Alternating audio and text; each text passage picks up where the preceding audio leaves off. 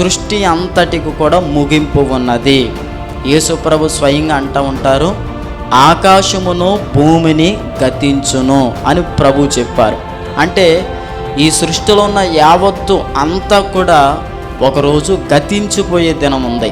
వార్తను చూస్తూ ఉండంటే రాత్రిపూటలో కొన్ని న్యూస్ ఛానల్లో సృష్టి గురించి, విశ్వ రహస్యం అని ఇలాగ కొన్ని ప్రత్యేకమైన టైటిల్స్ పెట్టి మానవుడు ఎలాగొచ్చాడు, లేదంటే కొన్ని సంవత్సరాల క్రితం ఒక సైంటిస్ట్ ఇలా చెప్పాడు, 2024కు భూమి ఎండ్ అయిపోతుంది, అంతమైపోతుంది, 23కి అంతమైపోతుంది, ఆ మధ్యలోకి ఆయన చెప్పారు 2020కి అయిపోతుంది అని ఒక సినిమా కూడా తీసినట్టున్నారు బహుశా.